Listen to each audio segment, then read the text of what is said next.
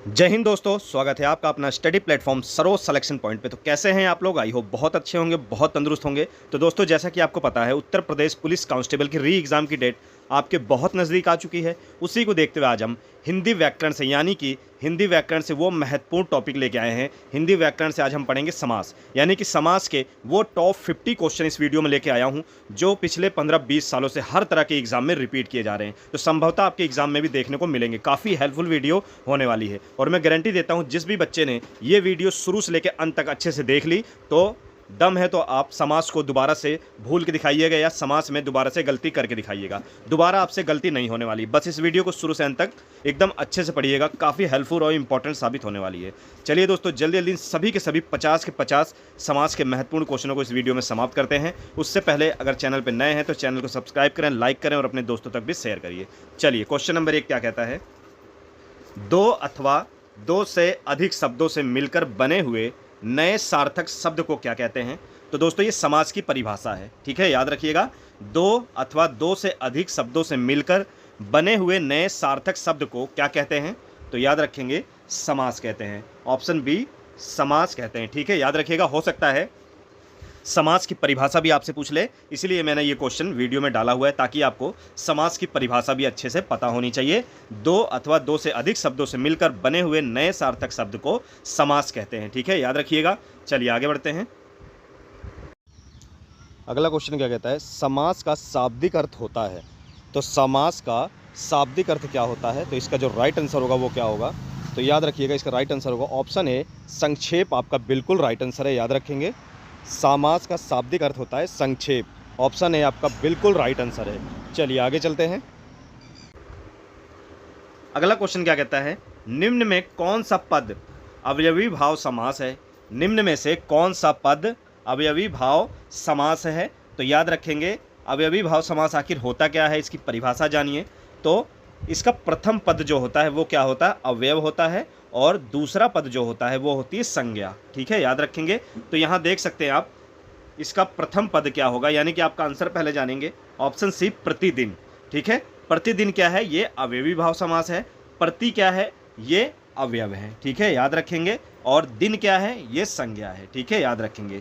तो प्रतिदिन जो है वो अवयव भाव समास है, ठीक है, अवयवी भाव समास है। ऑप्शन सी आपका बिल्कुल राइट आंसर होगा, याद रखिएगा। चलिए आगे बढ़ते हैं। अगला क्वेश्चन आपसे कहता है, जिस समास में उत्तर पद प्रधान होने के कारण, जिस समास में उत्तर पद प्रधान होने के साथ ही पूर्व तथा उत्तर पद में विशेषण या विशेष्य संबंध भी होता है, वे कौन सा समास कहते हैं उसको, ठीक है, याद रखिएगा। यानी कि जो पहला पद होता है वो विशेषण होता है, और जो दूसरा पद होता है वो विशेष्य होता है, ठीक है, याद रखेंगे। तो वो कौन सा समास होता है? तो याद रखेंगे, कर्मधारय समास होता है, ठीक है, याद रखिएगा। कर्मधारय समास होता है, यानी कि जो पहला पद होता है वो दूसरे पद की विशेषता बताता है, ठीक है, याद रखिएगा। एक एग्जाम्पल के तौर पे, जो पहला पद होता है वो दूसरे पद की विशेषता बताता है, उसे कर्मधारय समास कहते हैं, ठीक है, याद रखिएगा। जैसे कि नील कमल हो गया, ठीक है, एक एग्जाम्पल के तौर पे आप ले लीजिए नील कमल। तो देखिए, पहला पद क्या है? वो है नील। दूसरा पद क्या है? वो है कमल। यानी कि नील का मतलब होता है नीला रंग, ठीक है, और कमल का मतलब होता है कमल का फूल, ठीक है। तो ये क्या विशेषता बता रहा है? पहला पद, पहला पद जो है विशेषण है इसमें, क्योंकि ये विशेषता बता रहा है कि कमल जो है वो किस कलर का है? नीला कलर का है, ठीक है, याद रखेंगे। कमल जो है नीला कलर का है, यानी कि पहला पद विशेषण है और दूसरा क्या है? विशेष्य है, ठीक है, याद रखेंगे। तो पहला पद वो दूसरे पद की विशेषता बता रहा है, यानी कि नील कमल, यानी कि कमल क्या है? नीला है, नीला है कमल, ठीक है, याद रखेंगे। तो ये क्या होगा? ऑप्शन बी, कर्मधारय समास, याद रखिएगा। चलिए आगे बढ़ते हैं। अगला क्वेश्चन क्या कहता है? निम्न में से कर्मधारय समास किसमें है? तो चारों ऑप्शनों में कर्मधारय समास हमें ढूंढना है, तो किसमें है? तो याद रखेंगे, इसका जो राइट आंसर क्या होगा? क्या होगा? नीलो तपलम, ठीक है, ऑप्शन सी, नीलो तपलम जो है वो क्या है? कर्मधारय समास है, ठीक है। तो इसमें पहला पद जो है नीलो, तो पहला पद क्या है? विशेषण है इसमें, ठीक है। नीलो क्या होता है? यानी कि नीला रंग, याद रखेंगे, नीला रंग। और तपलम क्या है? तपलम को कहते हैं कमल, ठीक है, यानी कि कमल की विशेषता बता रहा है कि नीला रंग है कमल का, ठीक है, याद रखेंगे। चलिए आगे बढ़ते हैं। अगला क्वेश्चन क्या कहता है, जिस समास के दोनों पद अप्रधान होते हैं वहां पर कौन सा समास होता है। अप्रधान होते हैं, दोनों पद क्या होते हैं, अप्रधान होते हैं, और दोनों पद अप्रधान होने के बाद किसी तीसरा जो पद होता है उसकी विशेषता बताता है, यानी कि तीसरे पद की एक अलग अर्थ निकलता है उसका, ठीक है, याद रखेंगे। तो वो कौन सा होता है, दोनों पद जिसके अप्रधान होते हैं, तो इसका राइट आंसर होगा बहुब्रीहि समास, ठीक है, याद रखिएगा। बहुब्रीहि समास के जो दोनों पद होते हैं वो क्या होते हैं, अप्रधान होते हैं, ठीक है, याद रखिएगा। चलिए आगे बढ़ते हैं। अगला क्वेश्चन क्या कहता है, जितेंद्रिय में कौन सा समास है। जितेंद्रिय में कौन सा समास है। अगर इसका समास विग्रह किया जाए तो क्या होगा जितेंद्रिय का, तो याद रखेंगे जिसने सारी इंद्रियों को जीत लिया हो, ठीक है। समास विग्रह किया जाएगा तो जितेंद्रिय का क्या होगा, जिसने सारी इंद्रियों को जीत लिया हो, अर्थात कौन था वो, किसको ये उपाधि दी गई है, भगवान बुद्ध को दी गई है, ठीक है, याद रखेंगे। भगवान किसको दी गई है, भगवान बुद्ध को कहा गया है जिसने सारी इंद्रियों को जीत लिया था, ठीक है। और एक चीज और नोट डाउन करिएगा ट्रिक के हिसाब से, कि बहुब्रीहि समास उसे कहा जाता है जो एक विशेष प्राणी होता है, यानी कि उस प्राणी जैसा दूजा पूरी दुनिया में ना हो, ठीक है, उसे बहुब्रीहि समास कहते हैं। यानी कि बहुब्रीहि समास आप बहुत अच्छे से सरल तरीके से पहचान सकते हैं। जो भी आपको वहाँ पे शब्द बिल्कुल विचित्र यानी कि अलग प्राणी दिखेगा, अलग दिखेगा, एक विशेष दिखेगा, यानी कि उसकी तरह दूसरा कोई नहीं हो सकता है, तो वो बहुब्रीहि समास होगा, ठीक है, याद रखिएगा। तो यहाँ पे भगवान बुद्ध की बात हो रही है, यानी भगवान बुद्ध जैसा अभी तक दुनिया में कोई नहीं हुआ, तो इसीलिए ये बहुब्रीहि समास होगा, ठीक है। जितेंद्रिय जो है वो महात्मा बुद्ध को यानी कि भगवान बुद्ध को कहा गया है, तो एक विशेष प्राणी के लिए कहा गया है, तो वो बहुब्रीहि समास होगा, याद रखिएगा। चलिए आगे बढ़ते हैं। अगला क्वेश्चन क्या कहता है, देशांतर में कौन सा समास है। देशांतर में कौन सा समास है, तो याद रखेंगे दोस्तों, देशांतर में होगा तत्पुरुष समास, ठीक है, याद रखेंगे। ऑप्शन सी तत्पुरुष समास होगा, ठीक है, याद रखेंगे। तो तत्पुरुष समास क्या होता है, जिसका उत्तर पद प्रधान और पूर्व पद अप्रधान हो, ठीक है, और उसके बीच में क्या होता है दोस्तों, कारक का लोभ होता है, ठीक है। तत्पुरुष समास में क्या होता है, पहला पद जो होता है वो प्रधान होता है, दूसरा पद अप्रधान होता है, और उन दोनों पदों के बीच में कारक का बोध होता है, ठीक है, उन दोनों के मध्य में क्या होता है, कारक का बोध होता है। जिस प्रकार तत्पुरुष देशांतर में क्या होगा, देशांतर में क्या होगा, तो याद रखिएगा एक देश से दूसरे देश में भ्रमण करना, ठीक है। देशांतर का जो समास विग्रह करेंगे आप, इसका मतलब होता है एक देश से दूसरे देश में भ्रमण करना, ठीक है, याद रखिएगा। तो क्या हो रहा है, अलगाव हो रहा है, एक देश से दूसरे देश में जा रहा है, तो एक देश से दूसरे से आ रहा है, यानी कारक का बोध हो रहा है, तो ये क्या होगा, तत्पुरुष समास होगा, याद रखिएगा। चलिए आगे बढ़ते हैं। अगला क्वेश्चन क्या कहता है, दीनानाथ में कौन सा समास है। दीनानाथ में कौन सा समास है, तो याद रखेंगे इसमें भी होगा तत्पुरुष समास। ऑप्शन ए तत्पुरुष समास। अगर इसका समास विग्रह किया जाए तो याद रखिएगा दीनों का नाथ, ठीक है। तो देख सकते हैं आप दोनों पदों के बीच में कारक का बोध हो रहा है, यहाँ देख सकते हैं आप कारक का बोध हो रहा है, ठीक है, याद रखिएगा किसका बोध हो रहा है, कारक का बोध हो रहा है। कौन सा कारक है ये, संबंध कारक है, ठीक है, कौन सा कारक है, संबंध कारक है। तो दोनों पदों के बीच में कारक का बोध हो रहा है, तो मतलब ये आपका तत्पुरुष समास होगा, ठीक है, याद रखिएगा। चलिए आगे बढ़ते हैं। अगला क्वेश्चन आपसे क्या कहता है, मुख दर्शन में कौन सा समास होगा। मुख दर्शन में कौन सा समास होगा, तो याद रखिएगा कौन सा समास होगा, तो ये भी होगा तत्पुरुष समास। ऑप्शन बी आपका बिल्कुल राइट आंसर होगा। मुख दर्शन में कौन सा समास होगा, तो ऑप्शन बी तत्पुरुष समास होगा। अगर इसका समास विग्रह किया जाए तो मुख का दर्शन, ठीक है, मुख का दर्शन यानी संबंध कारक है, का आ रहा है बीच में, ठीक है, याद रखिएगा, यानी कि दोनों पदों के बीच में कारक आ रहा है, ठीक है। सीधा सा सिंपल ट्रिक इसका यह है कि दो पदों के बीच में अगर कारक आ जाए तो वो तत्पुरुष समास होगा, बस इतना आप लोगों को नोट डाउन करना है, ठीक है, याद रखिएगा। मुख दर्शन, तो इसका समास विग्रह हमने किया मुख का दर्शन, ठीक है, याद रखिएगा। चलिए आगे बढ़ते हैं। अगला क्वेश्चन क्या कहता है, कौन सा शब्द बहुब्रीहि समास का सही उदाहरण है? कौन सा शब्द बहुब्रीहि समास का सही उदाहरण है? तो इसका जो राइट आंसर होगा वो क्या होगा? तो याद रखेंगे इसका जो राइट आंसर होगा वो क्या होगा? पंचानन। ठीक है, याद रखेंगे कौन सा शब्द बहुब्रीहि समास का सही उदाहरण है। तो जैसा मैंने आपको बताया था, बहुब्रीहि समास क्या होता है, एक विशेष प्राणी के लिए ये शब्द प्रयोग किया जाता है जो कि उस प्राणी जैसा दूजा कोई ना हो। तो पंचानन जो शब्द है वो किसके लिए प्रयोग किया गया है? तो याद रखेंगे पंचानन जो शब्द है वो शंकर जी के लिए प्रयोग किया गया है। किसके लिए? शंकर जी के लिए प्रयोग किया गया है। तो शंकर जैसा दूसरा आप लोगों को पता है दूजा कोई प्राणी नहीं है। ठीक है, याद रखिएगा, या दूसरा कोई भगवान शंकर जैसा नहीं है। तो ये शब्द जो है किसी विशेष प्राणी के लिए यूज हुआ है, पंचानन। ठीक है, याद रखिएगा। तो इसका जो अर्थात इसका जो अर्थ निकला है वो है शंकर। ठीक है, याद रखिएगा। पंचानन मतलब इसका समास विग्रह किया जाए तो 5 हैं आनन। ठीक है, अर्थात किसके हैं? शंकर जी के। ठीक है, याद रखिएगा। चलिए आगे बढ़ते हैं। अगला क्वेश्चन क्या कहता है, निशाचर में कौन सा समास है? तो निशाचर में कौन सा समास है? तो ये भी होगा दोस्तों बहुब्रीहि समास। इसका समास विग्रह अगर किया जाए तो निशा में विचरण करने वाला, निशा होती है रात्रि, निशा का पर्यायवाची शब्द है रात्रि, यानी कि रात में विचरण करने वाला। तो भूत और पिशाच राक्षस ही रात में वितरण कर सकते हैं। ठीक है, याद रखिएगा। तो निशाचर का जो अर्थ है अर्थात राक्षस है। ठीक है, राक्षस।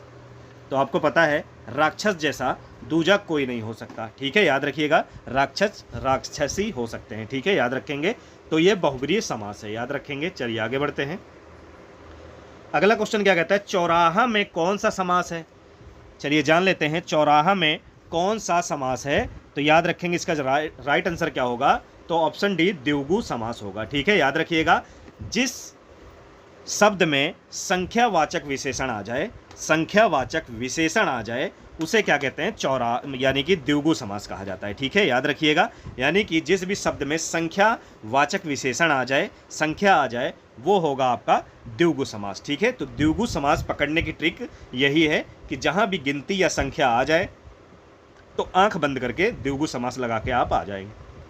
ठीक है, याद रखिएगा। तो चौराहा मतलब 4 रास्तों का समूह, इसका समास विग्रह किया जाए तो 4 रास्तों का समूह चौराहा, जिसका समास क्या होगा?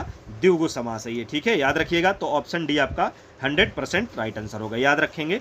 चलिए आगे बढ़ते हैं। दसमुख में कौन सा समास है? दसमुख में कौन सा समास है? तो इसका जो राइट आंसर होगा वो क्या होगा? याद रखिएगा। तो दसमुख अर्थात 10 मुखों वाला कौन था? तो रावण था। याद रखिएगा, रावण जैसा दूसरा आज तक कोई पैदा हुआ नहीं हुआ। तो यानी कि ये एक विशेष प्राणी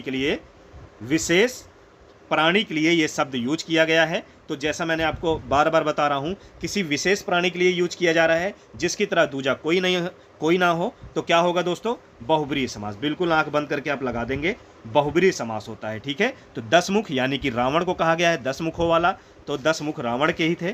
तो ये बहुब्रीहि समास होगा आपका, याद रखना है आपको। चलिए आगे बढ़ते हैं। चलिए अगला क्वेश्चन क्या कहता है, सुपुरुष में कौन सा समास है?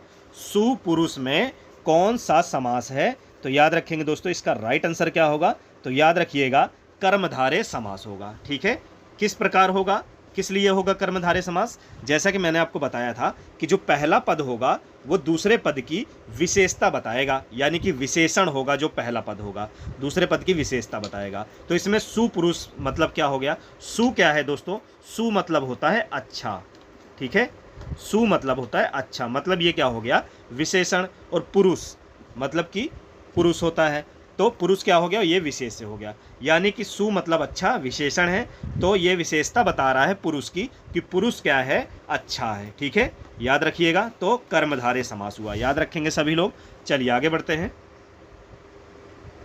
अगला क्वेश्चन क्या कहता है, विशेषण और विशेष्य के योग से कौन सा समास बनता है? जैसा मैंने आपको बताया, पहला पद विशेषण होगा और दूसरा पद विशेष्य होगा, यानी कि दूसरे पद की पहला पद जो है विशेषता बताएगा। ठीक है, तो वो कौन सा शब्द होगा, यानी कौन सा समास होगा? कर्मधारय समास होगा। ठीक है, याद रखेंगे। जैसा कि पिछला क्वेश्चन हमने किया, सुपुरुष, सु क्या था? विशेषण था। सु मतलब अच्छा और पुरुष विशेष्य है, तो पुरुष अच्छा है, मतलब कि दूसरे पद की विशेषता बताई पहले पद ने, ठीक है, याद रखिएगा। तो ये कर्मधारय समास हुआ आपका, ऑप्शन सी बिल्कुल राइट आंसर है, याद रखेंगे। चलिए आगे बढ़ते हैं। अगला क्वेश्चन क्या कहता है, निम्न में से एक शब्द में द्विगु समास है, चयन कीजिए। तो निम्न में से द्विगु समास किसमें है? आजीवन, भूदान, सप्ताह, पुरुष, सिंह। तो किसमें है दोस्तों? मैंने बताया था आपको संख्यावाचक विशेषण आएगा उसमें, तो सप्ताह, ठीक है, 7 दिनों का समूह, ठीक है, सप्ताह होता है 7 दिनों का समूह, ठीक है, याद रखिएगा। तो ऑप्शन सी आपका बिल्कुल राइट आंसर है। इसमें क्या आया? संख्या आ गई, ठीक है, सप्ताह यानी 7 दिन, याद रखिएगा। चलिए आगे बढ़ते हैं। द्विगु समास का उदाहरण चलिए जान लेते हैं। द्विगु समास का उदाहरण फिर से आ गया है, यानी कि हमको संख्यावाचक विशेषण बताना है। कौन सा है? अन्वय, दिन रात, चतुरानन, त्रिभुवन। तो आपका राइट आंसर क्या होगा दोस्तों? ऑप्शन डी त्रिभुवन, ठीक है, ऑप्शन डी त्रिभुवन आपका बिल्कुल राइट आंसर, यानी कि 3 भवनों का समाहार, ठीक है। क्या होगा?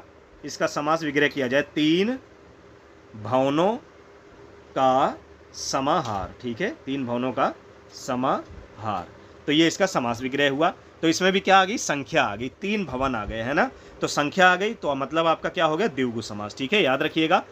चलिए आगे बढ़ते हैं। बहुत अच्छे से पढ़िएगा, इस वीडियो के बाद आपको समास पढ़ने की दोबारा ज़रूरत नहीं पड़ेगी। समास इस वीडियो में आपका कंप्लीट हो जाएगा, किसी भी तरह का समास आएगा तो आपसे छूटेगा नहीं, याद रखेंगे। चलिए अगला क्वेश्चन क्या कहता है, इनमें से द्वंद्व समास का उदाहरण क्या है? चलिए जान लेते हैं, द्वंद्व समास का उदाहरण जान लेते हैं। तो याद रखिएगा दोस्तों, पहले इसका आंसर जानेंगे। ऑप्शन डी बिल्कुल राइट आंसर होगा, रुपया पैसा। अब द्वंद्व समास की परिभाषा होती क्या है, चलिए बता देता हूं। तो याद रखिएगा दोस्तों, द्वंद्व समास में क्या होता है? दोनों पद प्रधान होते हैं, दोनों पद प्रधान होते हैं। इसी वजह से क्या होता है? दोनों में युद्ध छिड़ा होता है कि मैं आगे हूं, मैं आगे हूं, यानी कि इन दोनों में कंपटीशन चलता रहता है, ठीक है। दोनों अपने एक दूसरे को, ये दोनों शब्द एक समान मानते हैं, ठीक है, इसीलिए इन दोनों के बीच में योजक चिन्ह का प्रयोग किया जाता है, ठीक है। रुपया पैसा, ये दोनों पद प्रधान है, ठीक है, रुपया पैसा मतलब एक ही चीज़ है, ठीक है, याद रखिएगा। तो ये दोनों पद प्रधान है, और सबसे अच्छी ट्रिक है इसको पहचानने की कि 2 शब्द को बीच में योजक चिन्ह आ जाएगा। अगर यहाँ देख सकते हैं आप, कुछ भी आ जाए, रात दिन, यहाँ देख सकते हैं आप, जहाँ भी आपको ये चिन्ह दिख जाए, बस आंख बंद करके आपको द्वंद्व समास लगा के आना है। सबसे अच्छी ट्रिक इसकी पहचानने की यही है, ठीक है, याद रखिएगा। दोनों के बीच में डैश या योजक चिन्ह आ जाए तो समझ लीजिए ये क्या है? द्वंद्व समास का उदाहरण है, याद रखेंगे। चलिए आगे बढ़ते हैं। अगला क्वेश्चन क्या कहता है, अवयवी भाव समास का एक उदाहरण यथाशक्ति का सही विग्रह क्या होगा? यथाशक्ति का सही विग्रह क्या होगा? याद रखिएगा, शक्ति के अनुसार, ठीक है, ऑप्शन सी शक्ति के अनुसार, ठीक है। अवयवी भाव समास यथाशक्ति का सही विग्रह क्या होगा? शक्ति के अनुसार, ठीक है, याद रखिएगा, ऑप्शन सी आपका 100% राइट आंसर होगा। चलिए आगे बढ़ते हैं।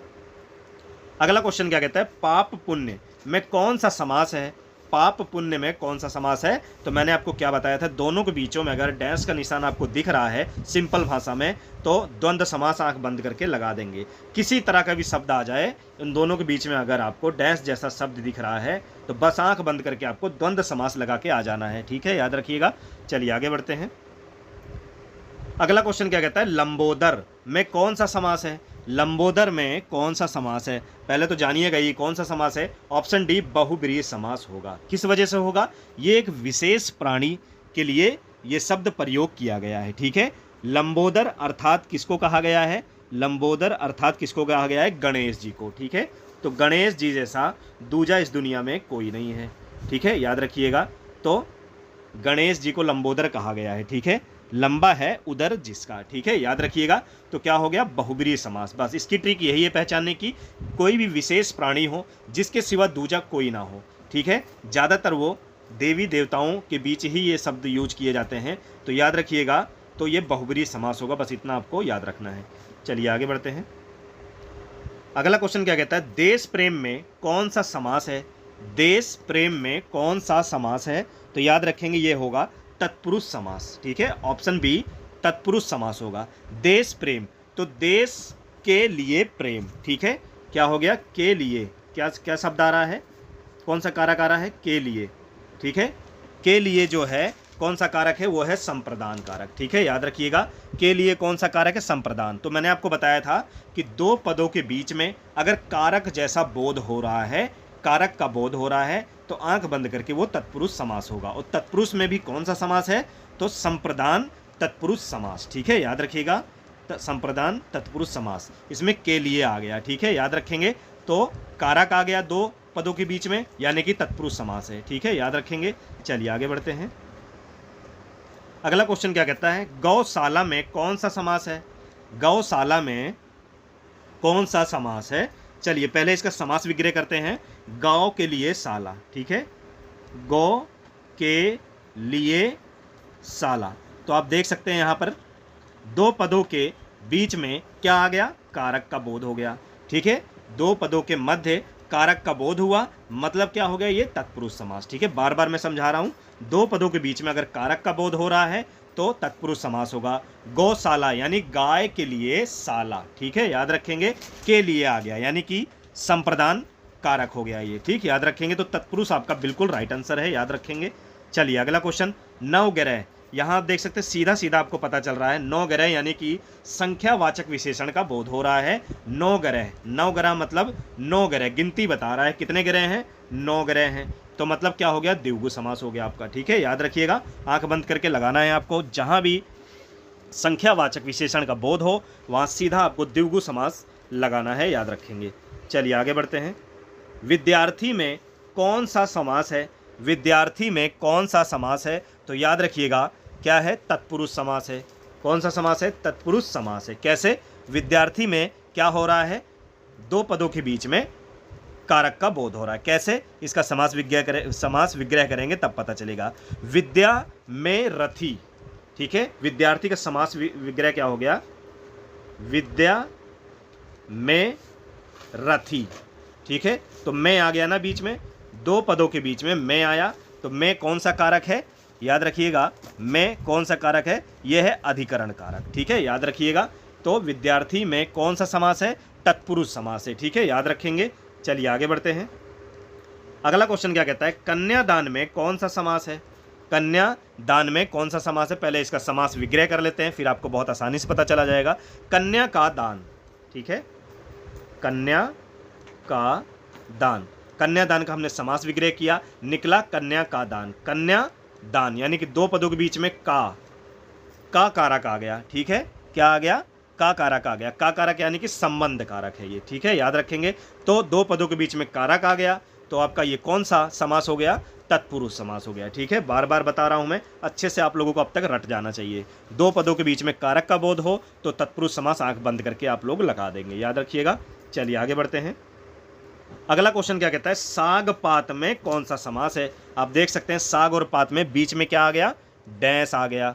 ठीक है, तो ये क्या हो गया, द्वंद्व समास हो गया। बार बार बता रहा हूं, दो शब्दों के बीच में अगर योजक या डैश जैसा चिन्ह दिखाई दे तो आपको द्वंद्व समास लगा देना है, याद रखेंगे।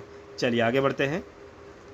नील कमल में कौन सा समास है, चलिए जान लेते हैं। नील कमल में कौन सा समास है, तो याद रखिएगा दोस्तों, नील यानी कि नीला रंग, कमल यानी कमल का फूल। तो दूसरे शब्द की विशेषता बता रहा है पहला शब्द कि कमल कैसा कलर का है, नीले कलर का है, नील कमल। ठीक है, याद रखिएगा। तो क्या हो गया, ये हो गया आपका कर्मधारय समास। ठीक है, याद रखेंगे। तो आपका राइट आंसर क्या होगा, कर्मधारय समास। नीला है जो कमल। ठीक है, समास विग्रह अगर किया जाए नील कमल का तो क्या होगा, नीला है जो कमल। ठीक है, याद रखिएगा। चलिए आगे बढ़ेंगे अगले क्वेश्चन की ओर। अगला क्वेश्चन क्या कहता है दोस्तों, चतुर्भुज में कौन सा समास है। तो दोस्तों ये जो क्वेश्चन है ये थोड़ा अपवाद में रहता है, तो इसको थोड़ा अच्छे से समझेंगे आप लोग। चतुर्भुज बहुत से बच्चों को देखते ही लगता होगा कि चतुर्भुज यानी कि चार भुजाओं वाला, यानी कि चार यानी कि गिनती आ गई। ठीक है, तो बच्चे इसमें क्या करेंगे, द्विगु समास को लगा के चले आएंगे। ठीक है, याद रखेंगे, बच्चे क्या करेंगे, इसमें द्विगु समास को लगा के चले आएंगे। तो हो सकता है आपका वहां पर गलत भी हो सकता है, क्योंकि बोर्ड ने क्या माना है, कौन सा आंसर माना है, तो मैं आपको यहाँ बताता हूँ। तो चतुर्भुज में दो समास होते हैं, एक तो होता है द्विगु समास और दूसरा दोस्तों क्या होता है, दूसरा होता है बहुब्रीहि समास। ठीक है, दो समास होते हैं, लेकिन अगर ऑप्शन में आपको एक ही सही मिलेगा, यानी कि या तो बहुब्रीहि होगा या तो द्विगु होगा, दोनों में से एक ही होगा। अगर दोनों होंगे तो वहाँ पर ये क्वेश्चन गलत साबित होगा और सभी बच्चों को बराबर अंक मिलेंगे। ठीक है, याद रखेंगे। तो या तो बहुब्री ऑप्शन में दिया होगा या तो द्वंद्व या तो द्विगु समास ऑप्शन में दिया होगा। ठीक है, याद रखेंगे। तो दोनों चीज़ें आप नोट डाउन करेंगे। चतुर्भुज में क्या है कि दो समास होते हैं, द्विगु और बहुब्री, लेकिन ऑप्शन में आपको एक ही देखने को मिलेगा, या तो बहुब्री होगा, बोर्ड जो भी मानता है या तो बहुब्री को मानेगा या तो द्विगु को मानेगा। ठीक है, याद रखिएगा। तो क्या होगा, चार भुजा हैं जिसकी, तो इसलिए बहुब्री कहा गया है। किस लिए, चार भुजा हैं। इसमें क्या माना है हमने, इसमें हमने मान लिया है ये बहुब्री समास है। किस लिए, चार भुजा हैं जिसकी, अर्थात विष्णु जी को कहा गया है, भगवान विष्णु को कहा गया है। ठीक है, लेकिन दूसरा पॉइंट द्विगु भी आप नोट डाउन करिएगा, द्विगु भी आप नोट डाउन करेंगे, द्विगु भी सही है। ठीक है, चार भुजाओं का समूह। ठीक है, याद रखेंगे, समास विग्रह चार भुजाओं का समूह। तो दोनों पॉइंट आपको याद रखना है। ठीक है, अगर द्विगु ऑप्शन में होगा तो द्विगु लगाना है, द्विगु नहीं है तो बहुब्री आपको मिलेगा। ठीक है, याद रखिएगा। चलिए आगे बढ़ते हैं। अगला क्वेश्चन कहता है भाई बहन में कौन सा समास है। तो भाई बहन में दोस्तों आप देख सकते हैं कि दोनों पद जो हैं वो प्रधान हैं। ठीक है, यानी दोनों में कंपटीशन हो रहा है, भाई बहन है, दोनों अपने आप को एक समान मानते हैं। तो ये कैसा शब्द है, कैसा समास है, द्वंद्व समास है। ठीक है, याद रखिएगा, यहाँ पे आप डैश भी लगा सकते हैं। भाई बहन में कौन सा समास है, द्वंद्व समास है, याद रखेंगे। चलिए आगे बढ़ते हैं। अगला क्वेश्चन कहता है बनवास में कौन सा समास है। बनवास में कौन सा समास है, तो इसका जो राइट आंसर होगा वो क्या होगा, तो याद रखिएगा, बनवास में है तत्पुरुष समास। वो कैसे, बनवास में कौन सा समास है, तत्पुरुष समास। अगर इसका समास विग्रह किया जाए, वन में वास करने वाला, ठीक है, वन में वास करने वाला, यानी कि अधिकरण तत्पुरुष है ये। इसका समास विग्रह किया जाए तो वन में वास करने वाला, यानी कि दो पदों के बीच में क्या आ रहा है, कारक आ रहा है, यानी कि तत्पुरुष समास होगा। याद रखेंगे। अगला क्वेश्चन क्या कहता है पीताम्बर में कौन सा समास है। पीताम्बर में कौन सा समास है, तो याद रखिएगा, इसका जो राइट आंसर क्या होगा, वो होगा बहुब्रीय समास। किस लिए, पीताम्बर जो शब्द है वो प्रयोग किया गया है कृष्ण जी के लिए। ठीक है, तो कृष्ण जैसा दुनिया में दूजा कोई नहीं। ठीक है, याद रखेंगे। तो एक विशेष प्राणी के लिए ये शब्द यूज किया गया है पीताम्बर। तो आपका सही आंसर क्या होगा, बहुब्रीय होगा। याद रखेंगे। चलिए आगे बढ़ते हैं। अगला क्वेश्चन क्या होगा, आजन्म शब्द का उदाहरण है। आजन्म शब्द का उदाहरण है, तो आजन्म का जो समास विग्रह किया जाए तो क्या होगा, या तो आजीवन होगा या जीवन भर। ठीक है, जीवन भर। तो ये कौन सा समास होगा, तो याद रखिएगा, इसका जो राइट आंसर होगा वो होगा अवयवी भाव समास। ठीक है, ऑप्शन ए आपका बिल्कुल राइट आंसर है। एक चीज़ नोट डाउन करिएगा, ये 50 क्वेश्चन आपने अगर पढ़ लिए तो संभवतः आपको इसी 50 में से ही क्वेश्चन देखने को मिलेंगे, क्योंकि ये 50 के 50 इतने सेलेक्टेड और इम्पोर्टेंट क्वेश्चन हैं। पिछले 15-20 सालों से हर तरह के हिंदी के एग्जाम में ये क्वेश्चन यूज हो रहे हैं, तो संभवतः आपके आने वाले एग्जाम में भी इनमें से ही क्वेश्चन आपको देखने को मिले। तो अच्छे से वीडियो को पढ़िएगा, शुरू से अंत तक देखिएगा, दोबारा आपको समास देखने की जरूरत नहीं पड़ेगी। युधिष्ठिर में कौन सा समास है। युधिष्ठिर में कौन सा समास है, तो याद रखेंगे, इसका जो राइट आंसर क्या होगा, वो होगा बहुब्रीय समास। ठीक है, बहुब्रीय समास होगा। और एक चीज़ और नोट डाउन करिएगा, कई बार इसे तत्पुरुष समास के अंतर्गत भी माना गया है। ठीक है, याद रखेंगे, कई बार इसे तत्पुरुष समास के अंतर्गत भी माना गया है। तो अगर तत्पुरुष समास सही माना जाएगा तो बहुब्रीय आपको वहाँ ऑप्शन में देखने को नहीं मिलेगा। तो युधिष्ठिर भी जो है वो क्या है, अपवाद में रहता है। ठीक है, युद्ध में क्या है, युद्ध में स्थिर रहने वाला। ठीक है, इसमें क्या हो रहा है, कारक का बोध भी हो रहा है। ठीक है, युद्ध में स्थिर रहने वाला, कारक का बोध भी हो रहा है, और युद्ध में स्थिर रहने वाला युधिष्ठिर एक ही था, तो इसीलिए ये बहुब्रीय भी है और तत्पुरुष भी है। ठीक है, याद रखिएगा। चलिए आगे बढ़ते हैं। गगनचुंबी में कौन सा समास है। गगनचुंबी में कौन सा समास है, तो याद रखेंगे, इसका राइट आंसर क्या होगा, तत्पुरुष समास होगा। किस लिए, क्योंकि दो पदों के बीच में कारक का बोध हो रहा है। कैसे, गगन को चूमने वाला, क्या होगा समास विग्रह, गगन को चूमने वाला। तो यहां देख सकते हैं दो शब्दों के बीच में क्या आ गया, कारक आ गया। ठीक है, याद रखिए कौन सा कारक आया है, कर्म कारक कहते हैं। को क्या कहा जाता है, कर्म कारक। ठीक है, याद रखेंगे। तो दो शब्दों के बीच में, यानी कि दो पदों के बीच में कारक आ गया, मतलब तत्पुरुष समास। याद रखेंगे। चलिए आगे बढ़ते हैं। अगला क्वेश्चन क्या कहता है, धक्का मुक्की में कौन सा समास है? तो इसका जो राइट आंसर होगा जल्दी से सभी बच्चे कमेंट बॉक्स में बताएंगे। धक्का मुक्की में कौन सा समास है? इसी बहाने आपकी प्रैक्टिस भी होती रहेगी। जिन भी बच्चों को आंसर पता हुआ करे वो जल्दी से मेरे आंसर बताने से पहले आप कमेंट बॉक्स में अपना आंसर दे सकते हैं। धक्का मुक्की में कौन सा समास है? तो इसका जो राइट आंसर होगा वो क्या होगा? तो याद रखेंगे दोस्तों, द्वंद्व समास होगा। क्या होगा? ऑप्शन सी आपका बिल्कुल राइट आंसर होगा। धक्का मुक्की में द्वंद्व समास होता है। ठीक है, याद रखेंगे। चलिए आगे बढ़ते हैं। अगला क्वेश्चन क्या कहता है, त्रिफला में कौन सा समास है? त्रिफला में कौन सा समास है? पहले तो हम इसका समास विग्रह करेंगे, यानी कि तीन फलों का समूह। तो क्या आ गया? संख्यावाचक विशेषण इसमें आपका आ गया। ठीक है, याद रखिएगा, संख्या आ गई मतलब द्विगु समास। ठीक है, आंख बंद करके लगा देंगे, जहां भी संख्या आपको दिख जाए तो वो कौन सा समास होगा? द्विगु समास होगा। बस इतना आपको याद रखना है। चलिए आगे बढ़ते हैं। इससे आसान ट्रिक आपको देखने को नहीं मिलेगी। गिनती आ जाती है तो आपका क्या होगा? वहां पर द्विगु समास। ठीक है, याद रखेंगे। तन मन धन में कौन सा समास है? तो याद रखेंगे दोस्तों, तन मन धन, यानी कि ये जितने भी पद हैं ये सभी प्रधान हैं और एक दूसरों में कंपटीशन चलता रहता है। सब कहते हैं मैं आगे हूँ, मैं आगे हूँ, मैं आगे हूँ। तो याद रखिएगा, जिनमें कंपटीशन चलते रहे, दोनों शब्द अगर प्रधान हो, ठीक है, तो इनमें प्रतिस्पर्धा चलती रहती है। तो ये कौन सा शब्द होगा? द्वंद्व समास होगा। ठीक है, याद रखेंगे। चलिए आगे बढ़ते हैं। अगला क्वेश्चन क्या कहता है, चक्र प्राणी में कौन सा समास है? चक्र प्राणी में कौन सा समास है? तो याद रखिएगा, इसका जो राइट आंसर होगा क्या होगा दोस्तों? बहुब्रीहि समास होगा। किस लिए? चक्र प्राणी एक विशेष प्राणी के लिए प्रयोग किया गया शब्द है, अर्थात विष्णु जी के लिए। ठीक है, चक्र प्राणी पर्यायवाची शब्द है विष्णु जी का। ठीक है, याद रखेंगे, किसका? विष्णु भगवान का। तो इसीलिए ये बहुब्रीहि समास होगा। ठीक है, याद रखेंगे। चलिए आगे बढ़ते हैं। अगला क्वेश्चन कहता है, पाप पुण्य में कौन सा समास है? तो देखते ही आपको पता चल रहा है, दो पदों के बीच में डैश का निशान आ गया तो ये द्वंद्व समास हो गया। ठीक है, अब तक आप लोगों को बहुत अच्छे से क्लियर हो चुका होगा कि कौन सा समास कैसा है। ठीक है, याद रखेंगे। तो पाप पुण्य में कौन सा समास है? द्वंद्व समास है, याद रखेंगे। चलिए आगे बढ़ते हैं। अगला क्वेश्चन क्या कहता है, पंचवटी में कौन सा समास है? पंचवटी, तो दोस्तों क्या आ गया? गिनती दिख रहा है इसमें, याद रखेंगे। क्या दिख रहा है? गिनती दिख रहा है, 5 वटों का समूह। ठीक है, 5 वटों का समूह। तो क्या होगा? ये द्विगु समास होगा। ठीक है, याद रखिएगा, द्विगु समास होगा आपका। राइट, याद रखिएगा, गिनती आ गई। चलिए आगे बढ़ते हैं।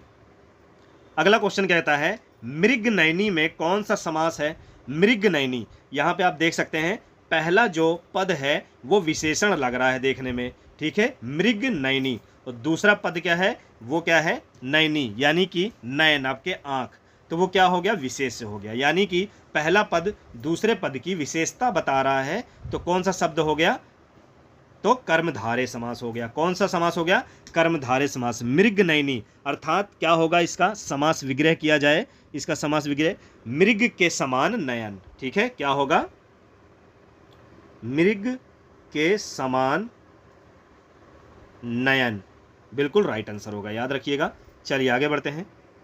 समास के कितने भेद हैं? चलिए जल्दी से सभी बच्चे बताएंगे, समास के कितने भेद होते हैं? जल्दी से कमेंट बॉक्स में आप आंसर देंगे। तो याद रखिएगा दोस्तों, समास के जो भेद होते हैं वो होते हैं 6 भेद होते हैं। और कौन कौन से समास होते हैं? कौन कौन से समास होते हैं? समास के 6 भेद होते हैं, पर कौन कौन से होते हैं? तो याद रखिएगा, तत्पुरुष समास, कर्मधारय समास, बहुब्रीहि समास, द्विगु समास, द्वंद्व समास और अवयवी भाव समास। ठीक है, याद रखेंगे। तो ये 6 समास होते हैं। चलिए आगे बढ़ते हैं। अगला क्वेश्चन क्या कहता है, शरणागत में कौन सा समास है? बहुत ही इंपॉर्टेंट है, कई बार एग्जामों में ये पूछा गया है, याद रखेंगे। शरणागत में कौन सा समास है? तो इसका जो राइट आंसर होगा वो क्या होगा दोस्तों? तो याद रखेंगे, तत्पुरुष समास होगा। ठीक है, ऑप्शन बी आपका बिल्कुल राइट आंसर है, तत्पुरुष समास, याद रखेंगे। चलिए आगे बढ़ते हैं। अगला क्वेश्चन क्या कहता है, देशभक्ति में कौन सा समास है? देशभक्ति में कौन सा समास है? तो याद रखेंगे, इसका जो राइट आंसर होगा वो क्या होगा? देश के लिए भक्ति। तो यहाँ पे आप देख सकते हैं, दो पदों के बीच में क्या आया? संप्रदान कारक आ गया, के लिए लग गया। ठीक है, देश के लिए, देश के लिए भक्ति। तो यहां देख सकते हैं कारक आ गया, दो पदों के बीच में कारक आ गया। ठीक है, तो क्या हुआ आपका? ये तत्पुरुष समास होगा। ठीक है, बस इतना याद रखना है आपको, दो पदों के बीच में कारक का बोध हो तो वहां पर आपका तत्पुरुष समास होगा। ठीक है, याद रखेंगे। के लिए आ गया, तो के लिए कौन सा कारक है? तो ये दोस्तों संप्रदान कारक है। इसके लिए आप लोगों को कारक पता होना चाहिए, ठीक है, याद रखिएगा। चलिए आगे बढ़ते हैं। अगला क्वेश्चन क्या कहता है, भर पेट में कौन सा समास है। भर पेट में कौन सा समास है, तो याद रखिएगा दोस्तों अव्ययी भाव समास है। ऑप्शन ए आपका क्या है, बिल्कुल राइट आंसर है, याद रखेंगे। चलिए आगे बढ़ते हैं। अगला क्वेश्चन क्या कहता है, तुलसी कृत में कौन सा समास है। तुलसी कृत में कौन सा समास है, यानी कि तुलसी द्वारा रचित। क्या हो गया, तुलसी कृत का मतलब क्या हो गया, तुलसी द्वारा रचित, ठीक है। तो द्वारा आ गया, यानी कि कारक आ गया, ठीक है। कौन सा कारक आ गया, करण कारक आ गया। दो पदों के बीच में कारक आ गया, मतलब कौन सा समास हुआ आपका, ये तत्पुरुष समास हो गया। याद रखेंगे कौन सा समास हो गया, तत्पुरुष समास हो गया, ठीक है, याद रखिएगा। चलिए आगे बढ़ते हैं अगले क्वेश्चन की ओर। अगला क्वेश्चन क्या कहता है, चरण कमल। तो दोस्तों चरण कमल, तो यहां पर क्या बता रहा है, दूसरे पद की विशेषता बता रहा है पहला पद, यानी कि पहला पद जो है वो है विशेषण, ठीक है। चरण कमल, तो क्या बता रहा है, चरण कमल। इसका अगर समास विग्रह किया जाए तो कमल के समान चरण, ठीक है, याद रखिएगा, कमल के समान चरण। तो ऑप्शन सी कर्मधारय समास आपका बिल्कुल राइट आंसर होगा, याद रखेंगे। तो चरण कमल में कौन सा समास है, कर्मधारय समास, याद रखेंगे। चलिए आखिरी क्वेश्चन की ओर चलते हैं। तो आखिरी क्वेश्चन क्या कहता है, महापुरुष में कौन सा समास है। महान है जो पुरुष, क्या हो रहा है, महान है जो पुरुष, यानी कि क्या बता रहा है, ये कौन सा समास है, ये कर्मधारय समास है, ठीक है। क्या बता रहा है, पुरुष की विशेषता बता रहा है पहला पद, ठीक है। दूसरा पद यानी विशेष से है पुरुष, तो पुरुष की जो विशेषता बता रहा है वो है महापुरुष, यानी कि महान है जो पुरुष, ठीक है, याद रखिएगा। तो पहला पद जो है वो हो गया विशेषण, महान क्या हो गया, वो हो गया विशेषण, पुरुष क्या हो गया, वो हो गया विशेष। तो आपका कर्मधारय समास होगा, याद रखिएगा। महापुरुष कौन सा समास है, कर्मधारय समास। तो ये थे दोस्तों टॉप 50 समास के क्वेश्चन जो पिछले 15-20 सालों से हर बार सभी तरह के एग्जाम में रिपीट हो रहे हैं। वीडियो को अच्छे से पढ़िएगा, दोबारा से पढ़िएगा, आपको पूरी तरह से कंप्लीट आपका यहाँ पे समास हो जाएगा। तो ऐसे ही हमारे साथ जुड़े रहिए, नए हो तो सब्सक्राइब करें, लाइक करें, अपने दोस्तों तक भी शेयर करें। फिर मिलेंगे दोस्तों नेक्स्ट वीडियो में एक अच्छे और मोस्ट इंपॉर्टेंट टॉपिक के साथ, तब तक जय हिंद।